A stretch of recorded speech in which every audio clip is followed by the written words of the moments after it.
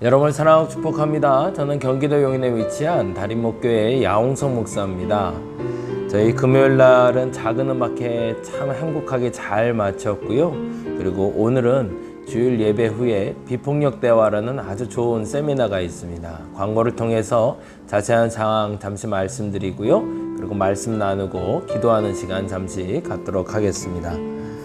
작은 도서관 모두의 거실에서는 계속 행사가 진행되고 있습니다. 지난 금요일 날은 작은 음악회로 약 50명 정도가 모여서 함께 좋은 음악회를 관람했고요. 5월 8일입니다. 오늘 오후 2시에는 비폭력 대화 공개 강좌가 있습니다. 회복과 치유가 있는 대화 여러분 한번 나눠보고 싶지 않으시나요? 함께 하시면 참 좋을 것 같습니다. 5월 14일에는 정동으로 좀 다녀오려고 합니다. 처음 외국인들이 들어와서 거주했던 동네에 어떤 일들이 있었는지 함께 볼 수 있는 시간 될 것 같습니다. 이번 주 나눔도서는 인생 추락주의라는 박준호님의 책이고요. 다음 주 나눔도서는 절대가치라는 이타마르 스몬슨의 책 함께 보도록 합니다. 이 책들은 매주 제가 선정해서 나눠드리고요. 어느 시점이 됐을 때 독서 토론회, 독서 나눔이라는 이름으로 한번 모이도록 하겠습니다. 이번 주부터 성만찬을 시작하려고 합니다. 5월 15일인데요. 주일 예배부터 진행되는데 여러분 함께 동참하셔서 오감 예배의 은혜를 함께 동참해 주시길 바랍니다. 속회별로 식사가 시작됩니다. 실버속은 저와 함께, 청장년속은 최병조 권사님과 함께, 청년속은 우리 심현철 집사님과 함께 나누시면 됩니다. 식사는 더 정성에서 준비가 되고요. 식사 후에 잔반 처리라고 그러죠. 음식물 처리만 잘 해주시고 다시 쌓아놔 주시면 더 정성해서 가져갔다가 다음 주에 또 가져오실 겁니다. 좋은 식사 시간을 통해서 교제 시간 이루어지기를 바랍니다.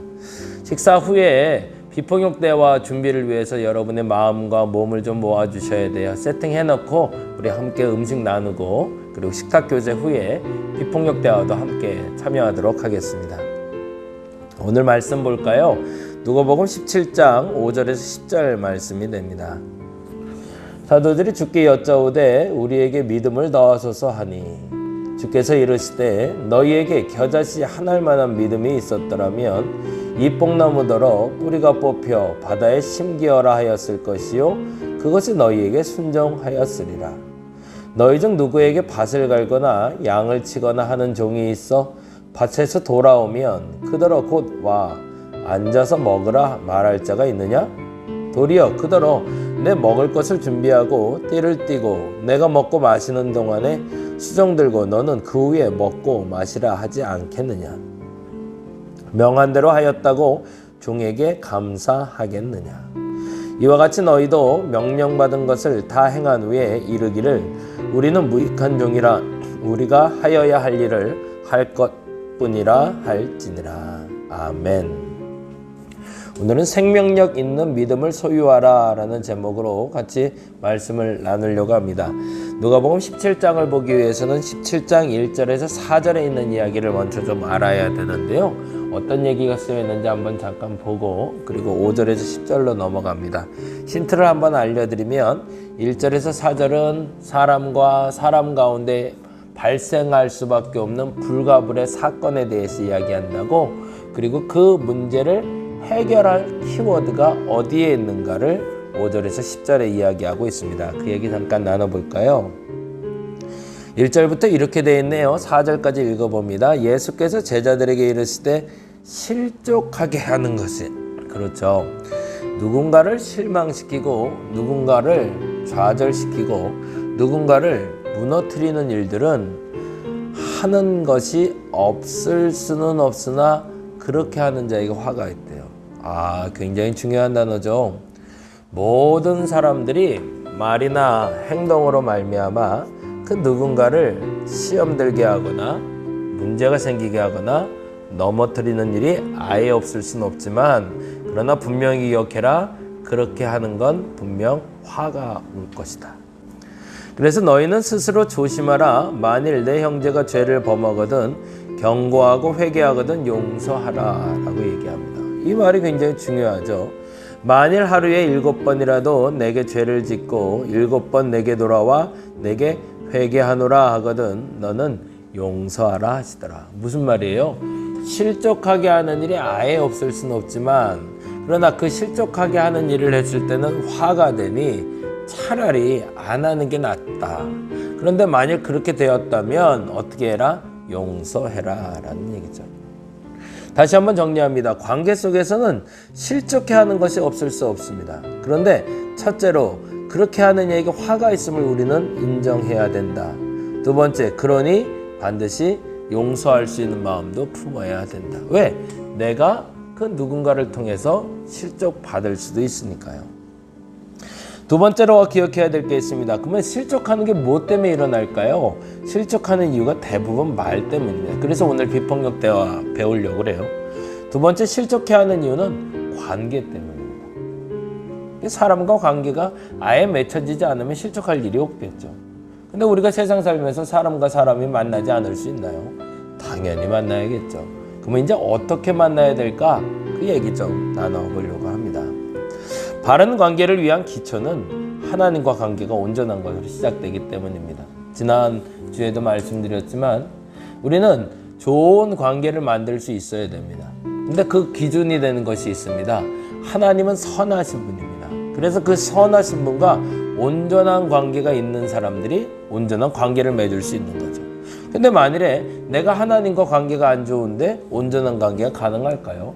불가능하겠죠. 그래서 그 하나님과 관계가 온전한 것을 다른 말로 생명력 있는 믿음이라고 얘기합니다. 이거는 단지 마음에 품은 믿음이 아니라 실천적인 믿음을 말하죠. 그러면 이 생명력 있는 믿음은 어떻게 얻을까요? 첫째, 생명력 있는 믿음의 모습은 하나님이 주셔야 됩니다. 5절에 보니 이렇게 되어 있어요. 사도들이 주께 여짜오되 우리에게 믿음을 넣어소서. 그 실족에 대한 이야기를 들은 사도들이 예수께 이렇게 얘기합니다. 내게 믿음을 좀 달라고. 왜 그렇게 얘기했을까요? 이게 생명력 있는 믿음을 갖는 것이 세상에서 최소한의 실족함을 경험하고 실족해 하는 일을 할 수 있기 때문이겠죠. 둘째는 생명력 있는 믿음은 나를 부정하고, 책에는 비우는 이라는 단어가 나와요. 겸허한 마음입니다. 누구든지 밭을 갈거나 양을 치거나 하는 종이 있어 밭에서 돌아오면 그더러 곧 와 앉아서 먹으라 할 자가 있느냐. 8절에 도리어 그더러 내 먹을 것을 준비하고 띠를 띠고 내가 먹고 마시는 동안에 수정 들고 너는 그 후에 먹고 마시라 하지 않겠느냐 라고 얘기한답니다. 이건 과거에 이제 종에 대한 개념을 알아야 충분히 이해가 되지만 지금은 조금 납득이 안 갈 부분일 수 있죠. 근데 중요한 건 종의 태도입니다. 당시의 종의 의무는 종이 주인의 모든 것을 챙겨준 후에 자신의 것을 챙기는 거지 내 것을 먼저 챙긴 후에 주인 것을 챙기면 안 되는 거죠. 그걸 겸손이라고 얘기합니다. 세 번째로 생명력 있는 믿음은 보상을 바라지 않는 믿음입니다. 뭔가 좀 채워주기를 원하거나 내가 그것으로 대가를 누리길 원해서 내가 그 일을 행했다면 그것은 잘못됐다는 거죠. 왜 사람들을 실족하게 할까요? 내 것 챙기려고 그래서 그렇거든요. 명한 대로 하였다고 종에게 감사하겠느냐? 이와 같이 너희도 명령받은 것을 다 행한 후에 이르기를 우리는 무익한 종이라 우리가 하여야 할 일을 한 것뿐이라 할지니라 라고 얘기한다. 그 말이 맞겠죠. 당연하게 여길 수 있어야 된다는 겁니다. 믿음은 하나님이 주시는 겁니다. 그래야 우리는 실족함을 경험하지 않을 수 있습니다. 그래서 하나님과 관계가 온전해야 되고 하나님과 관계가 온전한 사람이 세상과의 관계가 온전해서 실족당할 일도 그리고 실족시킬 일도 없다는 거죠. 그래서 둘 번째는 나를 부정하는 순종하는 믿음이 있어야 됩니다. 그 어떤 일을 할 때 이 일이 내게 맡겨진 일이구나 라고 얘기하고 불평하지 말아야 되는 마음이 있는 것이고 내게 주어진 것뿐만 아니라 그에게도 주어진 일이구나 라고 생각하고 인정할 수 있어야 된다는 겁니다. 그리고 마지막 보상을 바라지 말아야 됩니다. 그 일은 당연한 일이다. 그리고 감사할 수 있을 때 그 마음 때문에 우리는 실족하지 않을 수 있고 그리고 실족시키지 않을 수 있는 거죠. 그 생명력 있는 믿음으로 이 어려운 시기에 마음을 다치기 어려운 이 어려운 시기에 저와 여러분이 믿음으로 이겨나갈 수 있는 오늘 한날 되시기를 간절히 바랍니다. 주기도문 하겠습니다. 하늘에 계신 우리 아버지여 이름이 거룩히 여김을 받으시오며 나라의 마옵시며 뜻이 하늘에서 이룬 것 같이 땅에서도 이루어지이다. 오늘날 우리에게 이러한 양식을 주옵시고 우리가 우리에게 죄 지은 자를 사하여 준 것 같이 우리 죄를 사하여 주옵시고 우리를 시험에 들게 하지 마옵시고 다만 악에서 구하옵소서. 대개 나라와 권세와 영광이 아버지께 영원히 있사옵나이다. 아멘. 주일 예배를 마칩니다. 한 주간 주 안에서 승리하시기 바랍니다. 여러분을 사랑하고 축복합니다.